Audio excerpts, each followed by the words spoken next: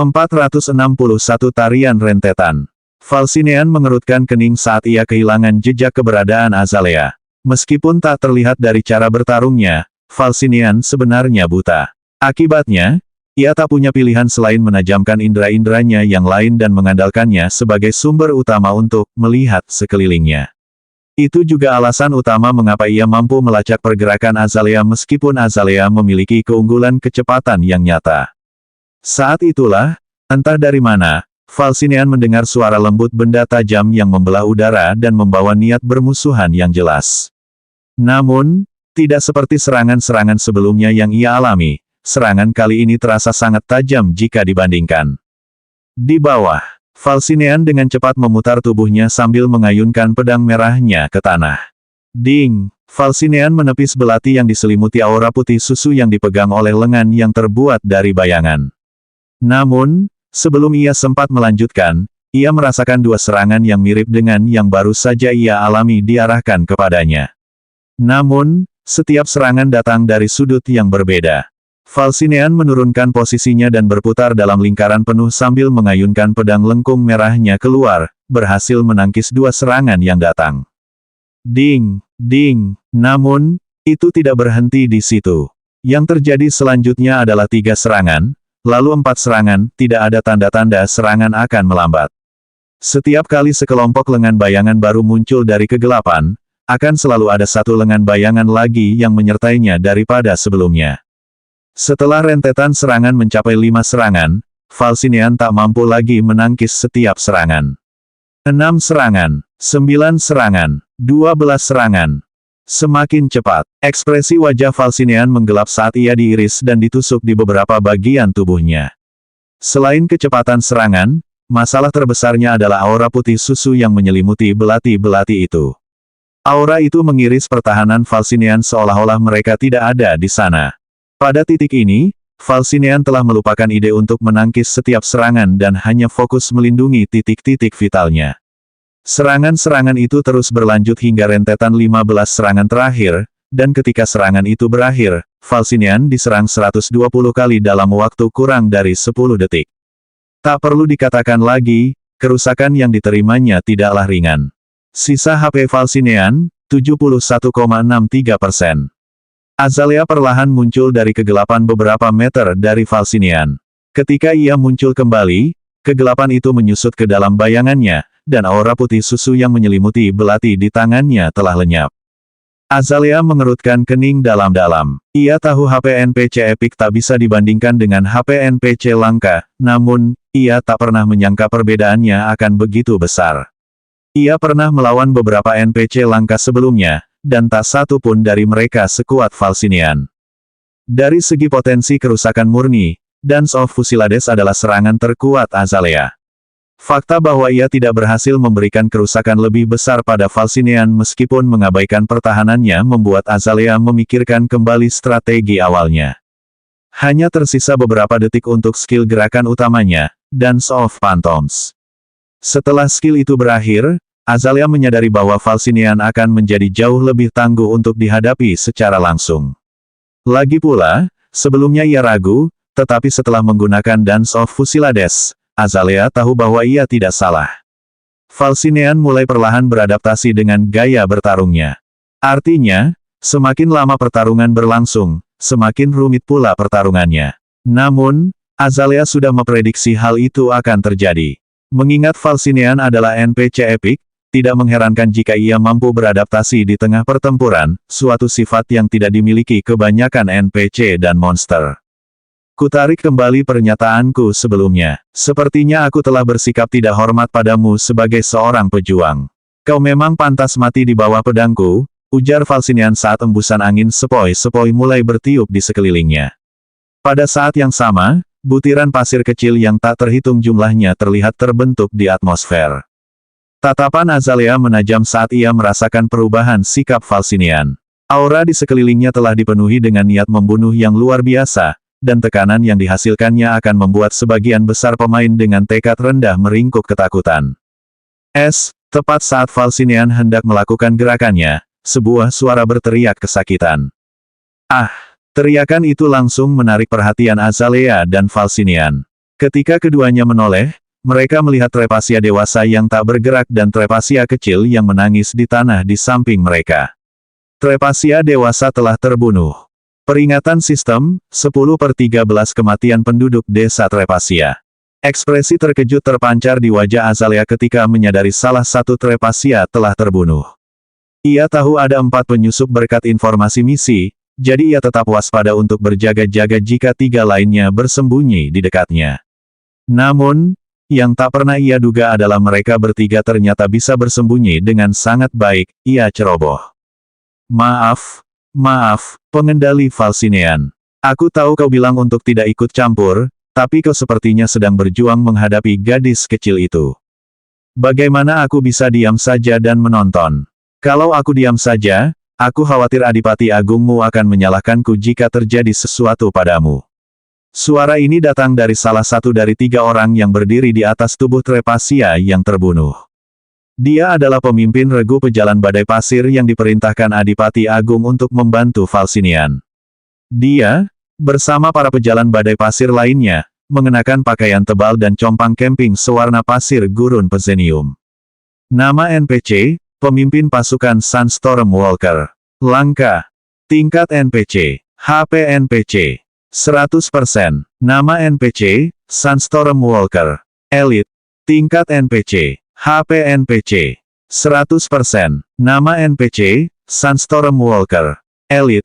Tingkat NPC, HP NPC, 100%. Yang tidak diketahui Azalea adalah bahwa ia tidak ceroboh.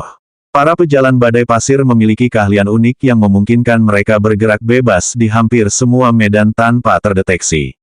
Namun, karena pertempuran Pezenium selalu terjadi di gurun pasir, mereka yang menguasai keahlian tersebut disebut pejalan badai pasir. Apa maksudmu ini? Aku sudah memberimu perintah khusus, dan kau berani menentangnya. Tanya Falsinean dengan suara dingin. Kau tampak menakutkan. Tapi, kau tak akan berani membunuhku tanpa izin dari Adipati Agungmu. Saat itu, aku sudah mendapatkan hasil yang diinginkannya. Aku yakin kau tahu bahwa Adipati Agungmu hanya melihat hasil. Caramu bertindak tidak membawa kita kemana-mana, dan penduduk desa ini menolak untuk bicara. Karena itu, aku akan melakukan apa yang kulakukan dan mulai membunuh mereka satu per satu sampai mereka mengungkapkan di mana mereka menyembunyikan penjahat itu. Meskipun kau dipersilakan untuk terus bermain-main dengan bocah di sana itu. Pemimpin pejalan badai pasir berkata dengan nada merendahkan. Meskipun Falsinean memiliki pangkat yang lebih tinggi darinya, pemimpin pejalan badai pasir berasal dari kekuatan terpisah di Pezenium. Karena itu, ia tidak takut dengan ancaman Falsinean. Saat itu juga, Falsinean ingin sekali mengeluarkan kepala orang itu dari tubuhnya. Namun, kata-katanya memang benar. Bahkan seseorang seperti Adipati Agung pun tidak mampu menghadapi Sunstorm Walkers tanpa persiapan yang matang. Mereka adalah organisasi yang berakar kuat di kerajaan Pezenium dan bersekutu hanya dengan satu tujuan, emas. Kemauan Adipati Agung untuk mempekerjakan Sunstorm Walkers untuk urusan ini menunjukkan bahwa ia bertekad untuk membunuh orang yang telah membunuh putranya. Tetap saja, siapa sangka ada sekelompok tikus bersembunyi di gurun Pezenium kita. Mereka bahkan punya oasis khusus untuk mereka sendiri, sombong sekali. Yah, ini tidak akan lama. Begitu yang lain tahu lokasi ini, mereka semua akan dibantai juga, kata pemimpin pejalan badai pasir dengan raut frustrasi di wajahnya karena anak di kakinya tidak berhenti menangis. Jangan khawatir, nak, kau akan segera bergabung dengan mereka. Pemimpin pejalan badai pasir mengulurkan tangan ke arah anak itu, tetapi tepat sebelum ia sempat meraih mereka, sesosok seperti hantu bergegas melewatinya. Saat ia melihat ke bawah, anak itu telah menghilang. Oh, nah, apa-apaan ini? Kau benar-benar peduli pada tikus-tikus ini. Membongkar kelemahan fatal seperti itu, sungguh bodoh, seru pemimpin Sunstorm Walker sambil menyeringai. Lebih dari 20 meter jauhnya, Azalea berdiri menggendong seorang anak Trepasia.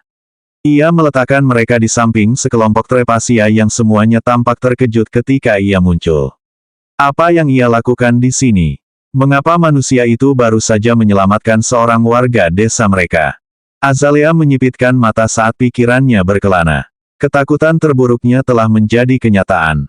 Kini setelah niatnya untuk melindungi penduduk desa terungkap, jika para penyusup mulai mengincar mereka, mustahil baginya untuk melindungi mereka saat bertarung. Jika Falsinean tidak ada di sini, mungkin saja hal itu bisa terjadi. Namun, bagaimana mungkin ia mengabaikan keberadaan Falsinean? Situasinya dengan cepat menjadi semakin rumit. Azalea tidak melupakan kata-kata Izroth untuk mengutamakan keselamatannya sendiri. Dalam situasi seperti ini, langkah yang tepat adalah mundur dan menunggu bala bantuan. Namun, ia tak kuasa menahan diri untuk membayangkan apa yang akan dilakukan gurunya jika menghadapi situasi serupa. Akankah ia mundur hanya karena peluangnya tidak berpihak padanya? Jawabannya sudah jelas. Pergi dari sini, kata Azalea. Kata-katanya ditujukan kepada penduduk desa yang masih syok. Kenapa kita harus percaya pada manusia?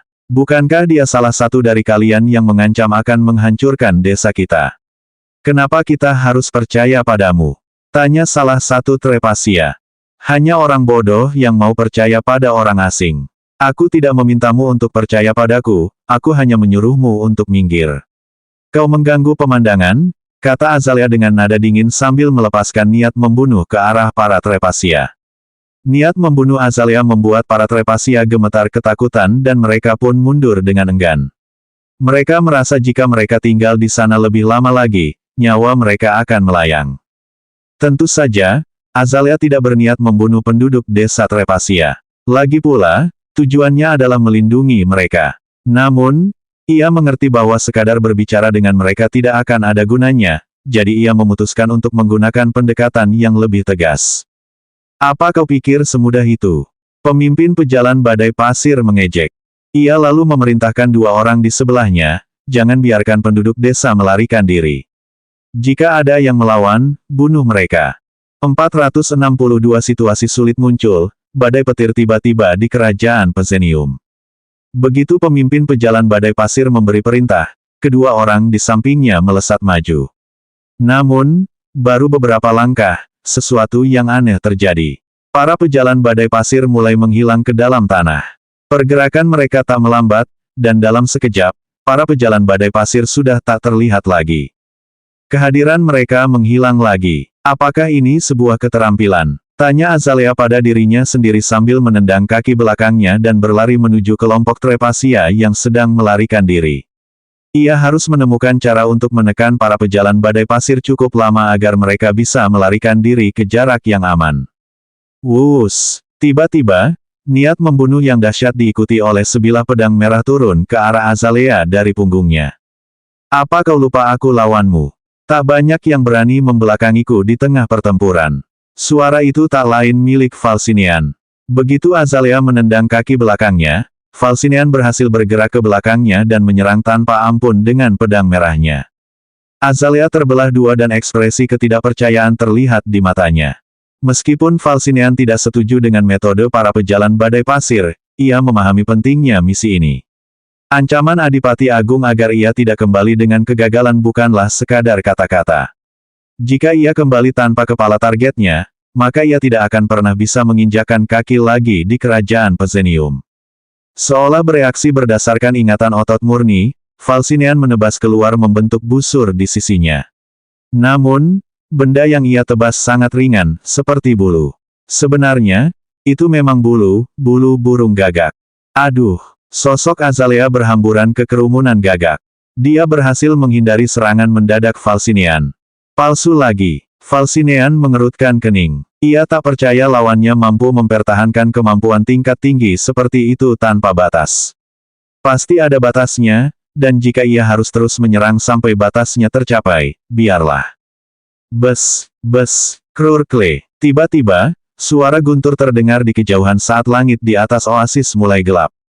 Badai petir di kerajaan Pezenium. Falsinean mengerutkan kening. Dia belum pernah mendengar tentang hujan, apalagi badai petir di kerajaan Pezenium. Bagaimana mungkin badai ini muncul tanpa peringatan? Sementara itu, Azalea yang asli telah memasuki mode siluman tingkat lanjut dan mulai berjalan menuju penduduk desa Trepasia. Serangan diam-diam Falsinean itu nyaris fatal. Jika dia ragu bahkan sedetik setelah merasakan niat membunuhnya, maka tubuh aslinya pasti terbelah dua. Aku hanya punya 2 kesempatan lagi untuk panggilan Eluding Ravensku hari ini. Aku harus bertindak lebih hati-hati, gumam Azalea dalam hati. Eluding Raven's Call adalah nama skill yang baru saja digunakan Azalea untuk menghindari serangan Falcinian. Skill ini merupakan skill penghindaran peringkat S yang menjamin penggunanya akan terhindar dari serangan atau skill berikutnya di mana mereka menjadi target. Skill ini juga memungkinkan pengguna untuk langsung berteleportasi ke lokasi manapun dalam radius beberapa meter dan memberikan peningkatan kecepatan gerak yang sangat besar dalam waktu singkat setelah berhasil menghindari serangan. Satu-satunya kekurangannya adalah sedikit jeda di antara penggunaan, namun, dengan peningkatan teleportasi dan kecepatan gerak, itu bukanlah kelemahan yang mudah dieksploitasi. Kelemahan lain dari skill ini adalah hanya bisa digunakan sebanyak 5 kali sehari. Oleh karena itu, kecuali benar-benar diperlukan, Azalea menghindari penggunaannya. Saat para Trepasia melarikan diri, mereka jauh lebih cepat daripada yang diperkirakan Azalea sebelumnya. Untungnya, beberapa penduduk desa Trepasia memiliki sihir pendukung angin dasar. Hal ini memberikan peningkatan kecepatan yang sangat dibutuhkan kelompok Trepasia. Sayangnya, mereka masih belum cukup cepat untuk berlari lebih cepat dari para Sunstorm Walker. Kedua Sunstorm Walker tiba-tiba muncul dari bawah tanah dengan sebuah cakram berbilah di tangan mereka, satu di sisi kiri kelompok Trepasia dan yang lainnya di sisi kanan. Senjata di tangan mereka tampak seolah-olah dirancang untuk mencabik-cabik musuh mereka secara brutal. Wus, wus, para pejalan badai pasir bersiap melancarkan serangan ke penduduk desa Trepasia terdekat. Hal ini membuat Azalea segera keluar dari mode silumannya dan bersiap untuk maju ke depan guna menangkis serangan. Namun, tepat saat ia hendak mendorong kaki kanannya, ia merasakan kekuatan dahsyat yang menahan kakinya di tempatnya. Petik 2 tanda tanya tanda seru petik 2. Saat Azalea melihat ke bawah, ia melihat sebuah tangan berpakaian memegang erat pergelangan kakinya. Ia kemudian melirik ke arah tempat pemimpin pejalan badai pasir berada dan menyadari bahwa ia sudah tidak ada lagi. Kenapa terburu-buru? Tinggallah dan bermainlah sebentar, nak.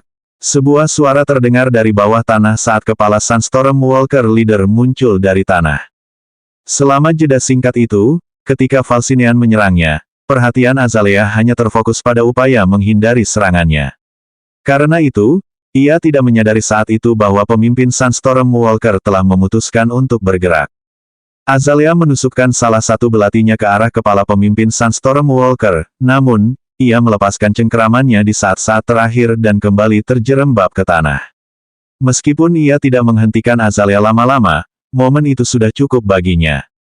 Sekarang, Azalea tak punya cara untuk mengejar tepat waktu dan menangkis serangan kedua Sunstorm Walker lainnya. Dengan level rendah yang dimiliki penduduk desa, satu serangan saja sudah cukup untuk mengakhiri sebagian besar hidup mereka. Ini gawat. Krek, ledakan, ledakan. Tepat ketika serangan Sunstorm Walkers hampir mengenai sasaran, kilatan cahaya ungu muncul di hadapan mereka berdua. Cahaya ungu ini mengandung momentum yang dahsyat saat meledak saat bersentuhan, menimbulkan kerusakan dan menerbangkan para Sunstorm Walkers menjauh dari penduduk desa. Para pejalan badai pasir mencoba menggerakkan tubuh mereka, tetapi mendapati diri mereka lumpuh. Mereka melotot ke arah asal kedua serangan itu, namun, para pejalan badai pasir tidak tahu siapa yang ada di belakang mereka. Namun, yang tidak dapat mereka lihat adalah lebih dari 50 meter jauhnya, di area hutan dan mendekat dengan cepat, seorang pria dengan senjata tak biasa di satu tangan dan menyeret sesuatu di tangan lainnya. Senjata di tangan pria itu adalah pedang dengan busur silang yang terpasang di sisi bawah bilahnya yang datar di dekat area penjagaan. Namun, hal yang paling aneh dari senjata yang merupakan persilangan antara pedang dan busur ini adalah bahan pembuatnya, jika memang bisa disebut bahan. Senjata itu terbentuk dari energi ungu pekat yang berderak seolah-olah itu adalah petir itu sendiri. Sepertinya aku tiba tepat waktu. Meskipun harus kuakui, sepertinya aku telah meremehkannya. Orang yang melancarkan serangan itu, tentu saja, Izroth. Ia langsung menyapukan pandangannya ke medan perang dan mendapatkan gambaran yang cukup jelas tentang situasinya. Ketika ia menerima peringatan dari sistem bahwa salah satu penduduk desa lainnya telah tereliminasi, Izroth tahu bahwa ia tidak punya banyak waktu. Karena langkah langit dan langkah berkedipnya masih dalam masa pendinginan dan ia tidak bisa membawa Artemius saat menggunakan gerakan bayangan, ia perlu memikirkan rencana alternatif. Tentu saja, dia bisa saja menggunakan gerakan petir terkompresi dari keadaan kedua, jubah surgawi mantel penuh untuk mencapai desa dalam sekejap, tetapi tekanan yang ditimbulkannya terlalu besar risikonya. Lagi pula, dia tidak tahu kekuatan sebenarnya dari lawan yang akan dihadapinya. Saat itulah Izrod mengaktifkan keadaan pertama, turunnya surgawi dan menempas senjata yang berfungsi sebagai pedang, sekaligus busur dari petir ungu khusus. Hal ini memungkinkan Izrod untuk memasukkan keahlian pedangnya ke dalam panah petir ungu yang dihasilkan oleh senjata pedang busur. Keahlian yang ia masukkan ke dalam panah pertama yang ditembakkannya adalah wujud pedang ketiga, guntur yang runtuh. Sedangkan keahlian lainnya adalah wujud pedang keenam, teratai mekar ganda. Karena wujud pedang keenam meniru keahlian pedang terakhir yang digunakan Izrod, seolah-olah ia menggunakan wujud pedang ketiga secara berurutan. Bukan hanya kekuatan di balik serangan itu cukup kuat untuk memaksa Sunstorm Walker mundur, tetapi efek melumpuhkan dari skill itu benar-benar diaktifkan untuk kedua NPC, membuat mereka tidak dapat melakukan tindakan apapun selama 2 detik. Azalea terkejut dengan ledakan di dekat penduduk desa. Namun, ketika ia melihat serangan itu ditujukan kepada Sunstorm Walkers, ia tahu pasti itu adalah sekutu. Dilihat dari arah serangan itu, sekutu itu kemungkinan besar adalah gurunya. Jika ia sudah bisa menyerang, berarti ia berada di sekitar lokasi kejadian. Tepat saat pikiran itu terlintas di benak Azalea, Izrod muncul kurang dari 5 meter darinya. Guru, Azalea terkejut dengan kedatangan Izrod yang tiba-tiba. Bagaimana dia bisa muncul di sini begitu saja? Bawa dia ke para tetua. Aku akan mengurus semuanya di sini, kata Izrod sambil melempar Artemius ke hadapan Azalea. Baru saja, ia menghabiskan 3 dari 4 muatan gerakan instan yang ditingkatkan. Karena setiap muatan dapat menggerakkan Izrod secara instan sejauh 15 meter ke segala arah, ia mampu menempuh jarak 45 meter penuh dan mencapai area pusat medan perang. Azalea ingin tinggal dan membantu Izrod bertarung, tetapi ia tahu bahwa salah satu tujuan misi adalah memastikan Artemius diserahkan dengan selamat kepada para tetua. Memahami hal ini, Azalea mengangguk kecil sebagai tanggapan sambil mencengkeram kera Artemius dan bergegas dengan kecepatan penuh ke gedung para tetua. Semakin cepat ia menyerahkan Artemius, semakin cepat ia bisa kembali dan membantu gurunya. Belum lagi, ia penasaran apa yang dilakukan para tetua saat para penyusup menyerang desa mereka. Meskipun level para tetua disembunyikan oleh sistem, tidak satu pun dari mereka yang tampak lemah atau berumur pendek. Jika memang begitu, mengapa mereka tidak bertindak? Apakah mereka tidak peduli dengan keselamatan penduduk desa mereka? Dengan cara apapun, Azalea akan mendapatkan jawabannya. Siapa bilang kau boleh pergi? Sebuah suara terdengar dari belakang Azalea. Falsineanlah yang langsung mengejarnya. Falsinean tercengang melihat Artemius masih hidup. Ia yakin telah membunuh semua prajurit Trepasia. Suara mendesing. Falsinean menebas dengan pedang merahnya, tetapi ada yang tidak beres. Serangan itu bertabrakan dengan sesuatu yang padat, dan serangannya ditepis. Dalam sekejap mata, Izrod telah muncul di hadapannya menggunakan serangan terakhir dari Enhanced Instantaneous Movement miliknya dan mencegat serangan Falsinean. Ekspresi wajah Falsinean menggelap saat ia menjadi serius. Kenapa? Karena batu permata ember miliknya meraung. Orang yang baru saja menangkis serangannya adalah orang yang selama ini ia cari, penjahat yang membunuh putra Adipati Agung. Jangan khawatir, aku akan menjadi lawanmu, kata Izrod dengan ekspresi riang di wajahnya. 463 2 turun, 2 lagi. Azalea mencapai pintu masuk gedung tetua tepat saat keterampilan gerakan tarian hantu miliknya memudar. Ketika Azalea masuk, tatapan ketiga tetua tertuju padanya. Ia memperhatikan ketiga tetua itu duduk di atas bola mereka dengan ekspresi muram. Namun, fakta bahwa mereka tidak bertindak ketika desa mereka diserang membuat Azalea agak kesal. Dia melemparkan Artemius di hadapan sekelompok tetua dan berkata, apakah kalian akan duduk saja dan menyaksikan desa kalian dihancurkan? Examius mendesah mendengar kata-kata Azalea ketika kabut hijau muda melesat keluar dari telapak tangan kanannya dan membasahi Artemius. Hanya dalam beberapa detik, luka-luka di tubuh Artemius mulai menutup dan sembuh. Kulitnya juga mulai tampak lebih baik karena kulitnya yang pucat pasti telah pulih. Peringatan sistem, 1/1 antarkan Artemius dengan selamat ke para tetua desa untuk mencegah kematiannya. Meskipun Azalea telah menyelesaikan tugasnya dan ingin segera kembali untuk membantu gurunya, ia yakin ada sesuatu yang aneh terjadi di desa ini yang disembunyikan oleh para tetua. Mungkin bahkan penduduk desa lainnya pun tidak menyadarinya. Namun, apapun itu, Azalea punya firasat bahwa itu ada hubungannya dengan daerah terlarang dan gadis muda yang mereka temukan. Para tetua menyatakan bahwa area terlarang itu terkutuk, tetapi gurunya dan Mirage kembali tanpa luka sedikit pun. Namun, fokus utama Azalea adalah pada ketidakaktifan ketiga tetua. Meskipun sistem menyembunyikan status mereka yang sebenarnya, tak satu pun dari mereka tampak lemah. Apakah mereka takut atau benci membayangkan pertarungan? Kakak tetua pertama, mungkin kita harus memberitahu, Dromius mulai berbicara, namun, ia segera dipotong oleh Examius. Tidak, kau seharusnya lebih mengerti daripada siapapun apa artinya itu. Kita bertiga punya kewajiban yang telah kita sumpah. Sekalipun setiap penduduk desa mati, meskipun itu akan sangat menyedihkan bagiku, itu hanya harga kecil yang harus dibayar, kata Examius sambil menggelengkan kepala. Mata Azalea tampak membeku saat mendengarkan Examius. Tak ada yang lebih ia benci selain orang munafik. Bukankah mereka ras yang mementingkan sesamanya di atas segalanya?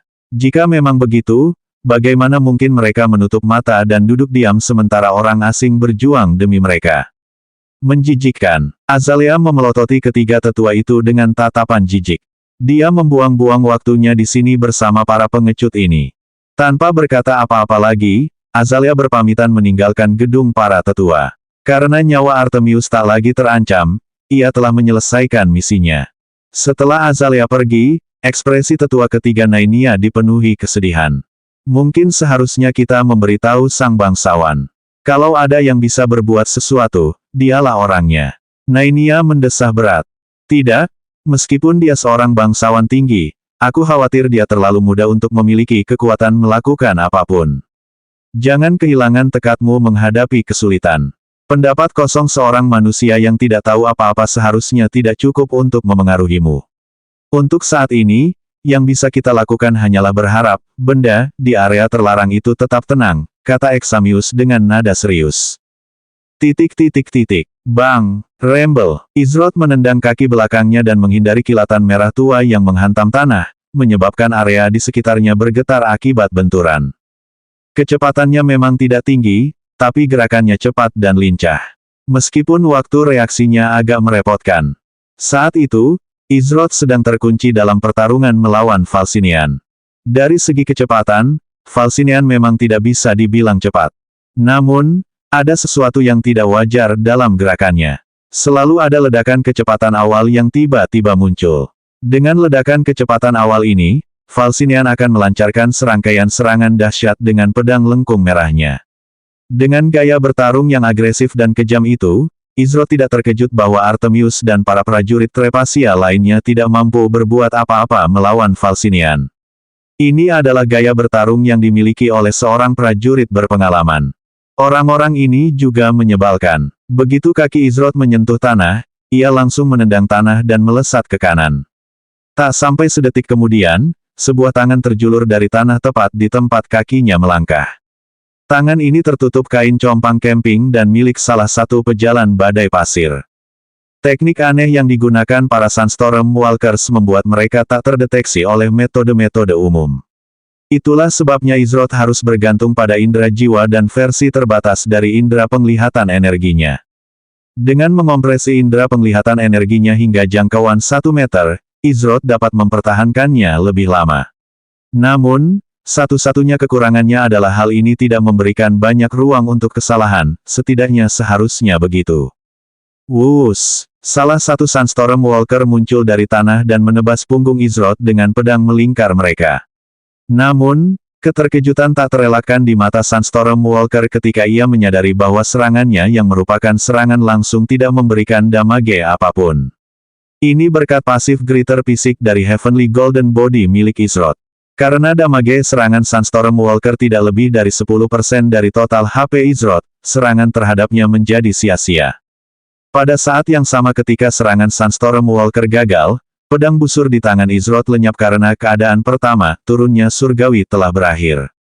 Sunstorm Walker, yang baru saja menyerang Izroth, menyaksikan hal ini dan memanfaatkannya. Kali ini, teknik yang ia gunakan lebih kuat, karena cahaya lembut namun berbahaya menyelimuti bilah pedangnya yang melingkar. Saat busur pedang menghilang, Izroth meletakkan tangannya di gagang pedang badainya. Sebelum Sunstorm Walker sempat melancarkan serangannya, gerakannya terhenti mendadak. Ia merasakan sesuatu yang dingin menyapu lehernya. Awalnya, ia mengira itu hanya angin, tetapi ada rasa dingin unik yang familiar baginya, dinginnya sebilah pedang. Bentuk pedang ketujuh, pukulan membunuh tanpa gerak.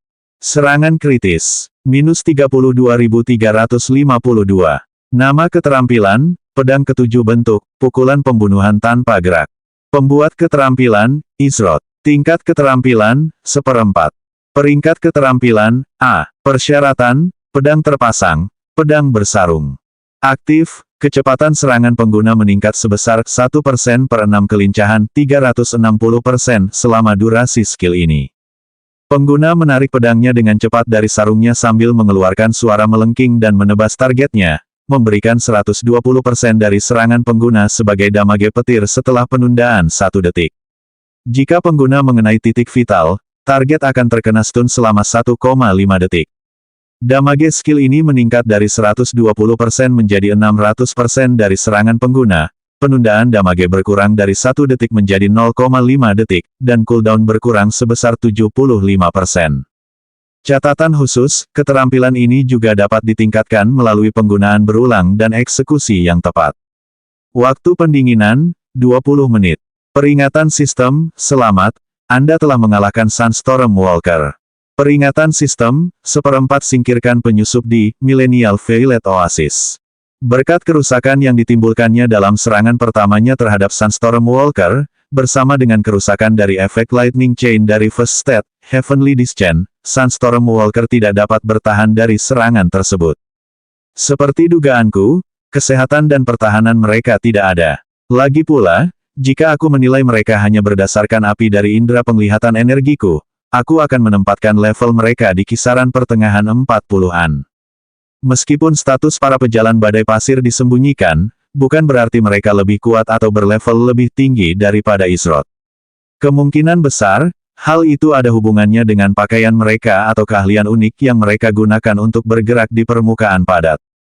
Meskipun dengan skill seperti itu, wajar saja kalau mereka kurang dalam hal kemampuan bertahan.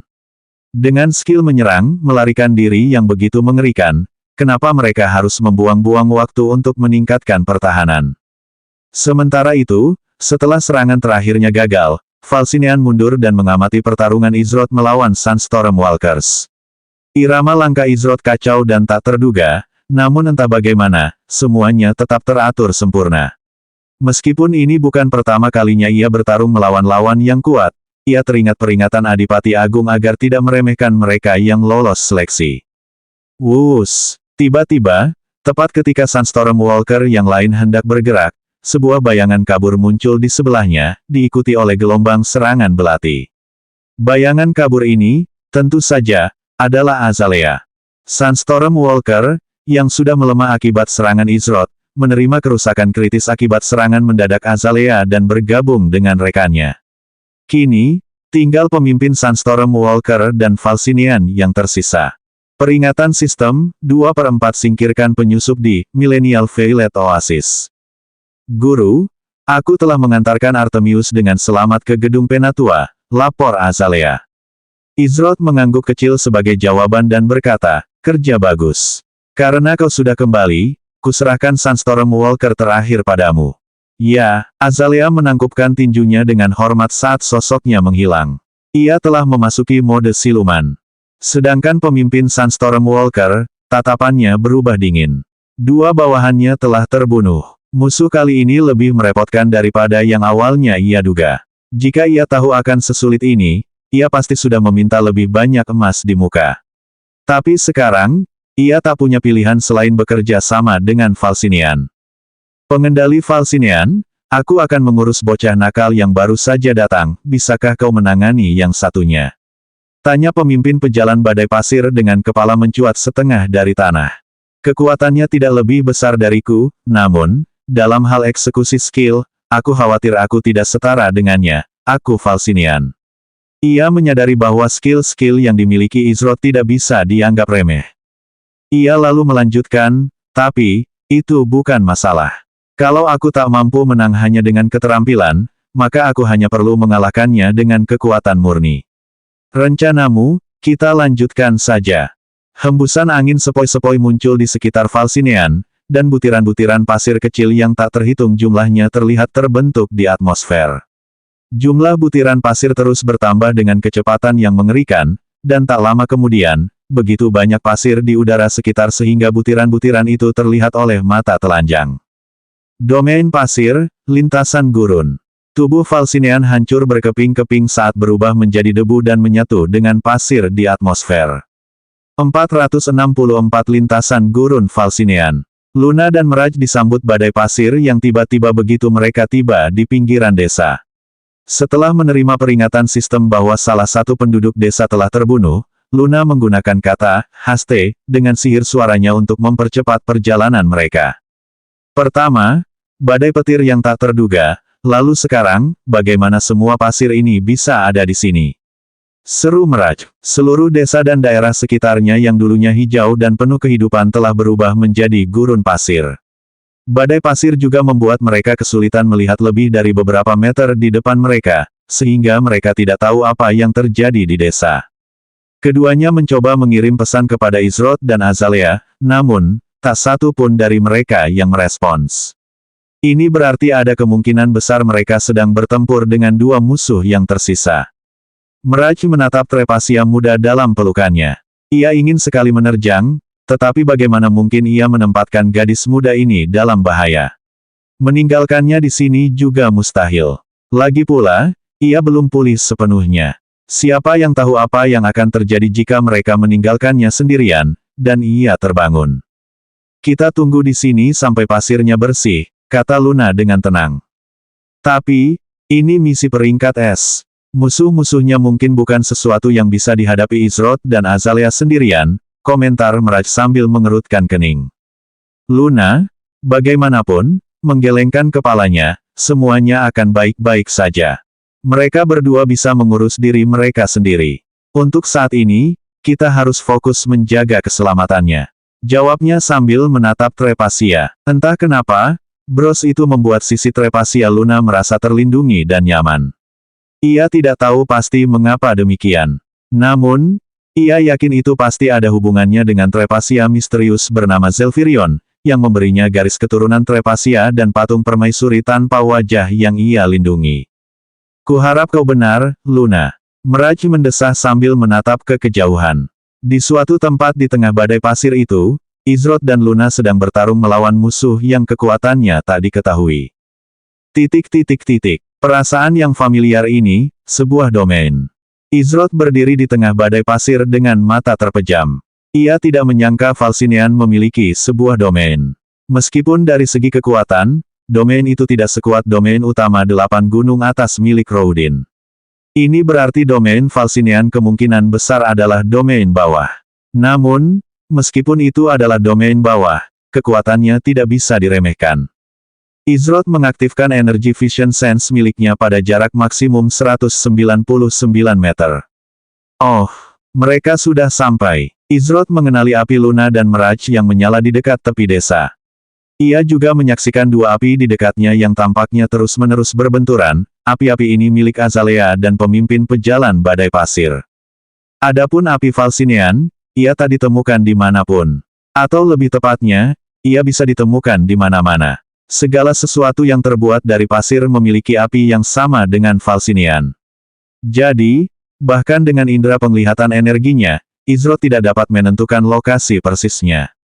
Izrod menonaktifkan indera penglihatan energinya. Menggunakannya pada jangkauan maksimum akan menghabiskan terlalu banyak esensi sehingga Izrod tidak dapat mempertahankannya dalam waktu lama.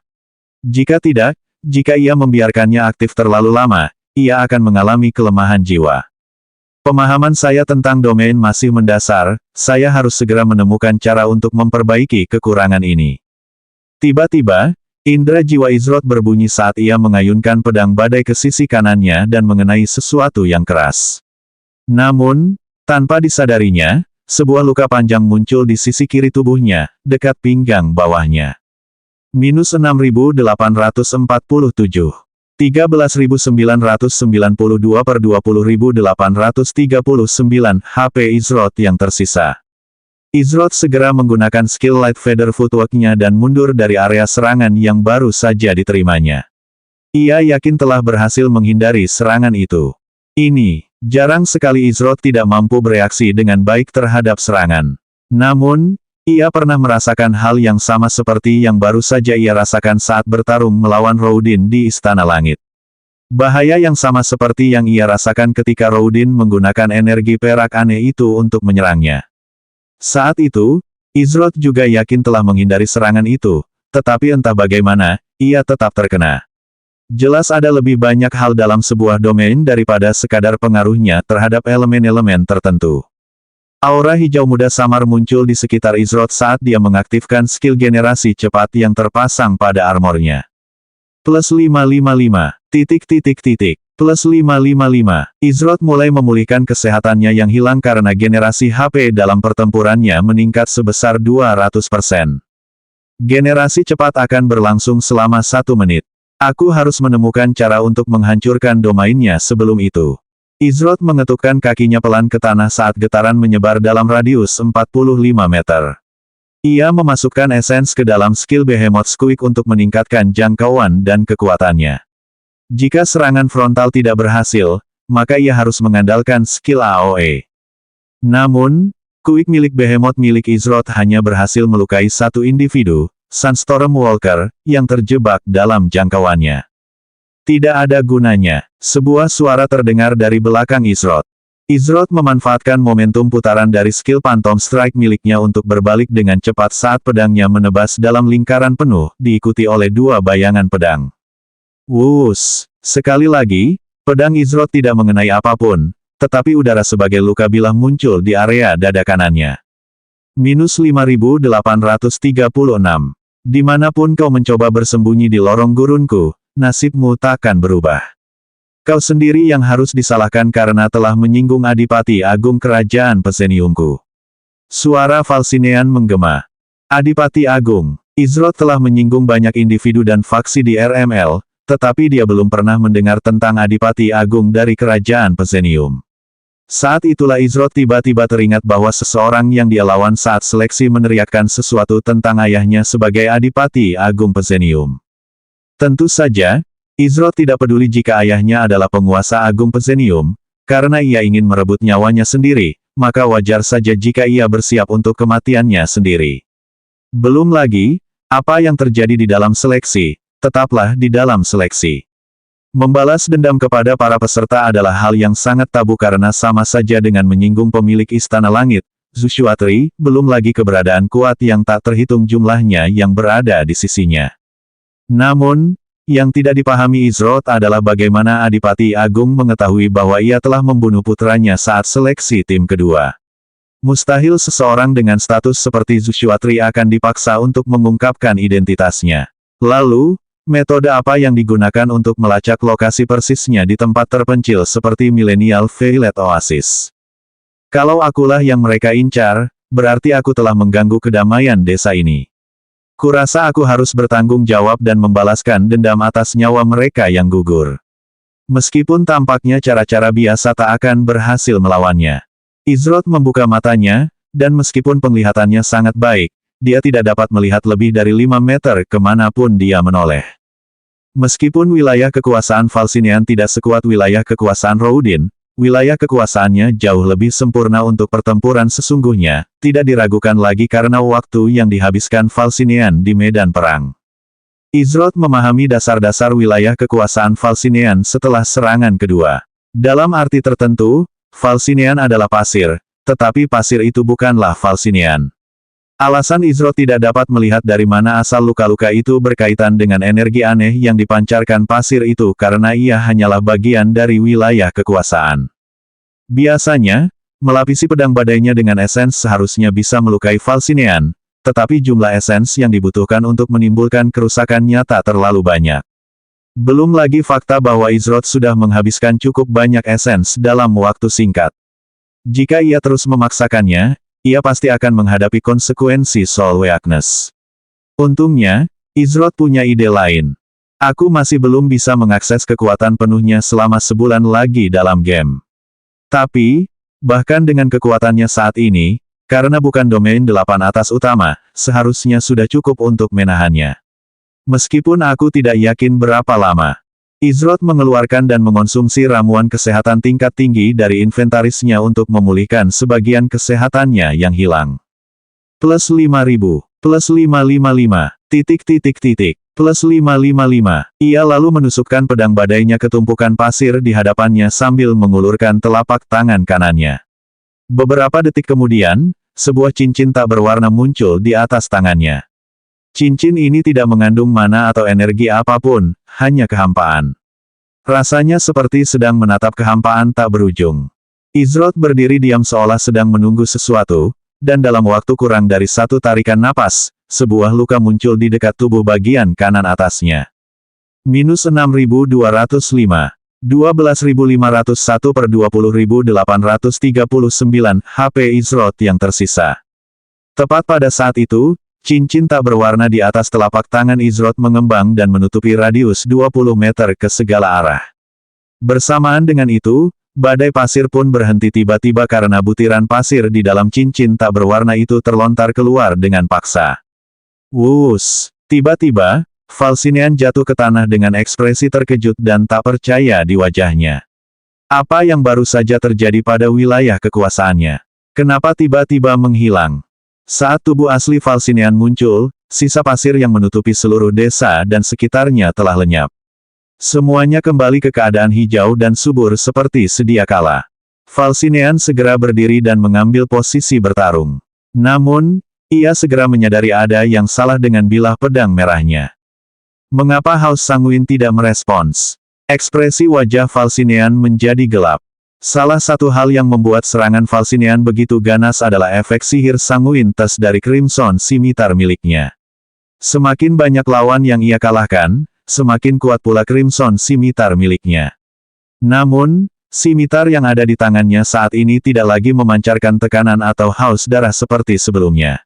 Sebaliknya, scimitar tersebut tampaknya telah kembali ke kondisi lemah seperti saat Falsinean pertama kali mendapatkannya. Apa ini ulahmu? Falsinean menatap Izroth dengan dingin. Ia belum pernah mendengar ada orang yang bisa membatalkan domain secara paksa kecuali perbedaan kekuatan lawannya jauh melebihi dirinya sendiri. Namun, Falsinean menolak untuk percaya bahwa seseorang semuda Izroth jauh lebih kuat darinya sehingga ia mampu melakukan hal seperti itu. 465 hamparan pembatalan tak terbatas. Izroth menanggapi perkataan Falsinean dengan diam sambil mengambil pedang badai dan mengarahkannya ke arah Falsinean. Boundless Nullifying Expanse. Efeknya memang tidak sekuat dulu karena belum lengkap, tapi tetap saja lebih efektif dari yang kuduga. Aku sempat khawatir apakah ini akan mampu menghadapi domain, tapi sepertinya kekhawatiranku tidak beralasan. Keahlian yang baru saja digunakan Izroth merupakan bagian dari keahlian kesempurnaan kekosongan kaisar tak terbatas miliknya yang disebut hamparan nullifikasi tak terbatas. Nama keterampilan, kesempurnaan kekosongan kaisar tanpa batas. Pembuat keterampilan, Izroth. Tingkat keterampilan, 1. Peringkat keterampilan, pertumbuhan, setara peringkat saat ini, E. Hamparan pembatalan tak terbatas. Aktif, pengguna membuat zona pembatalan dalam jarak 1 hingga 20 meter yang berlangsung selama 5 menit. Zona pembatalan saat berada di dalam area ini, efek berikut diterapkan ke semua orang termasuk pengguna dan tidak dapat dinegasikan. Seketika menghapus semua buff dan debuff. Semua sihir dan sumber energi lainnya dikonsumsi lalu dinetralkan saat digunakan. Skill pasif dan aktif senjata, armor dinonaktifkan. Semua skill aktif yang digunakan akan ditiadakan. Barang tidak dapat dihapus dari inventaris atau digunakan. Hanya serangan, keterampilan fisik yang tidak membutuhkan mana atau sumber energi alternatif yang boleh digunakan. Semua keterampilan lainnya akan ditiadakan. Tidak dapat meninggalkan area Nullification Zone selama skill berlangsung. Catatan skill, durasi skill dapat bervariasi tergantung pada mereka yang terjebak di dalamnya. Skill ini dapat dihentikan oleh pengguna kapan saja atau oleh seseorang yang kekuatannya melebihi batas zona nullifikasi pengguna. Waktu pendinginan, 252 jam. Mengingat kekuatan yang ditunjukkan Falcinean, saya perkirakan zona nullifikasi hanya akan berlangsung sekitar 1-2 menit. Saya harus mengakhiri pertarungan sebelum mencapai titik itu. Ini adalah pertama kalinya Izroth menggunakan skill Boundless Emperor Void Perfection sejak pria misterius yang muncul kembali diseleksi membantu menghilangkan tekanan yang menimpanya. Meskipun kekuatannya saat ini tidak mampu menahan tongkat dengan kekuatan penuhnya, untuk saat ini, Izroth harus bertahan. Di dalam cincin tak berwarna itu terdapat zona pembatalan. Zona ini memengaruhi Izroth dan Falcinean, menerapkan batasan pada keduanya. Namun, efek zona pembatalan lebih kejam bagi seseorang seperti Falcinean, yang sangat bergantung pada efek sihir pedang merah tua dan domain pasirnya. Di sisi lain, bagi beberapa orang seperti Izroth, yang merupakan seorang ahli pertempuran, zona nullifikasi baginya bagaikan seekor ikan di dalam air, seolah-olah zona itu dibuat khusus untuknya. Karena sebagian besar kemampuannya tidak memerlukan mana atau energi, seperti bentuk pedangnya, itu memberinya keuntungan besar dibandingkan orang lain yang terperangkap di dalam zona nullifikasi. Bentuk pedang keempat, lembah celup. Izroth menurunkan pedangnya di samping kakinya, tetapi ada ilusi aneh yang seolah-olah pedang itu juga berada di bahunya. Pedang di bahu Izroth mulai bergerak dan bertemu dengan pedang di sisi kakinya. Namun, jika diperhatikan dengan saksama, pedang itu tampak seperti membutuhkan waktu yang sangat lama untuk mencapai tujuannya. Keren. Saat dua pedang itu bertemu, mereka menyatu menjadi retakan yang terbentuk di tanah di hadapan Izroth dan membelah bumi, menciptakan bekas luka yang dalam saat serangan dahsyat menyerbu ke arah Falcinean. Falcinean ingin menghindari celah yang terbuka, namun, ia mendapati bahwa bahkan kemampuan bergeraknya pun tak efektif. Saat ia menyadari fakta itu, celah itu sudah mendekatinya dengan kekuatan penuh. Minus 1446. Falcinean bersiap menerima kerusakan parah, namun, ia terkejut ketika mendapati serangan itu nyaris tak menggoresnya. Ia memanfaatkan kesempatan itu untuk menerjang maju dan melancarkan serangan balik ke Izroth. Namun, saat Falcinean bergerak, ia mendapati kecepatannya berkurang lebih dari setengahnya. Ketika Falcinean mencapai Izroth dan menyerang dengan pedang lengkung merahnya, Izroth menghindari serangan itu dengan mudah, dan tepat saat ia melakukannya, niat pedang yang melonjak meletus dari tanah ke arah Falcinean saat celah itu tertutup rapat. Itu adalah bagian kedua dari wujud pedang keempat Izroth, lembah celup. Serangan kritis. Minus 13.480. Niat pedang yang dilepaskan dari celah saat menutup berkali-kali lipat lebih kuat daripada serangan awal wujud pedang keempat. Tapi, itu belum berakhir. Izroth mengubah posisinya saat pedangnya menebas Falcinean tepat setelah ia menghindari pedang lengkung merah tua itu. Itu adalah efek SWOT counter dari wujud pedang kedua, Returning Wave yang dipadukan dengan wujud pedang pertama, Converging Paths. Serangan kritis. Minus 13.750. SWOT counter memungkinkan Izroth untuk langsung melancarkan serangan balik setelah berhasil menghindari serangan musuh. Sedangkan untuk wujud pedang pertamanya, itu menjamin bahwa serangan pedang Izroth berikutnya akan menjadi serangan kritis. Hanya dalam dua gerakan, kesenjangan keterampilan yang dapat digunakan antara Izroth dan Falcinean sudah mulai terlihat. Falcinean, yang tidak terbiasa bertarung tanpa efek sihir dari pedang lengkung merah dan skillnya, seluruh alur pertarungannya terganggu. Begitu saja, ia berubah dari yang tadinya unggul dengan domain pasir menjadi benar-benar tak terkalahkan. Sementara itu, bayangan hantu. 4 bayangan hantu Azalea yang menyerupai wujud fisiknya muncul di sampingnya. Pada saat yang sama, sebuah cakram bundar yang berputar dengan kecepatan tinggi melesat dari tanah dan menebas 3 Azalea. Seketika, ketiga Azalea itu berubah menjadi bayangan sebelum menghilang. Cakram bundar itu kembali ke tanah sebelum meletus beberapa detik kemudian dan menghantam 2 Azalea yang tersisa. Suara mendesing. Kedua Azalea itu berhenti bergerak sebelum berubah menjadi bayangan dan menghilang seperti yang sebelumnya. Ternyata kelimanya hanyalah bayangan hantu. Kemana dia pergi? Kepala pemimpin Sunstorm Walker muncul dari tanah dengan tatapan frustrasi di matanya. Setiap kali salah satu serangannya sepertinya mengenai Azalea, ternyata itu hanyalah bayangan, gagak, atau semacam uap gelap. Dia belum pernah menghadapi lawan selicin itu. Sebagai Sunstorm Walker, seharusnya dia yang licin, bukan Azalea. PHTK, mata pemimpin pejalan badai pasir terbelalak saat sebuah belati menyembul dari depan kepalanya, di antara alisnya. Di belakang kepalanya terlihat bayangannya, sebuah tangan terlihat memegang belati yang tertancap di kepala pemimpin pejalan badai pasir. Belati itu sama dengan milik Azalea. Perburuan bayangan. Sesosok perlahan muncul dari balik bayangan dengan tatapan dingin di mata mereka saat mereka mencabut belati dari kepala pemimpin pejalan badai pasir. Sosok yang muncul tak lain adalah Azalea. Tubuh pemimpin Sunstorm Walker terlempar dari tanah saat ia tergeletak tak bergerak. Peringatan sistem, 3/4 singkirkan penyusup di Millennial Violet Oasis. Azalea memutar-mutar belati di tangannya sebelum mengembalikannya ke sarung tersembunyi di bawah lengan bawahnya. Tidak ada satupun luka atau memar pada Azalea meskipun baru saja berhadapan dengan NPC langka. Sejujurnya, Azalea tidak lupa bahwa pemimpin Sunstorm Walker telah mencengkeram pergelangan kakinya sebelumnya. Sebagai seseorang yang membanggakan kecepatannya, ini merupakan penghinaan besar bagi Azalea. Meskipun pertahanannya melemah, ia merasa itu tidak dapat diterima. Padahal kalau kebanyakan pemain tahu apa yang dipikirkannya, mereka pasti ingin mencekiknya sampai mati. Mengeluh hanya disentuh sekali oleh NPC langka sambil melawan 3 NPC kuat lainnya, apalagi yang perlu dikeluhkan. Setelah Izroth menyuruhnya mengurus pemimpin pejalan badai pasir, Azalea tidak membuang waktu. Awalnya, jalan buntu karena pemimpin pejalan badai pasir bisa saja bersembunyi di bawah tanah dengan keahlian uniknya. Namun, begitu badai pasir itu muncul, pemimpin pejalan badai pasir mendapatkan keuntungan yang signifikan dan membuat Azalea selalu waspada.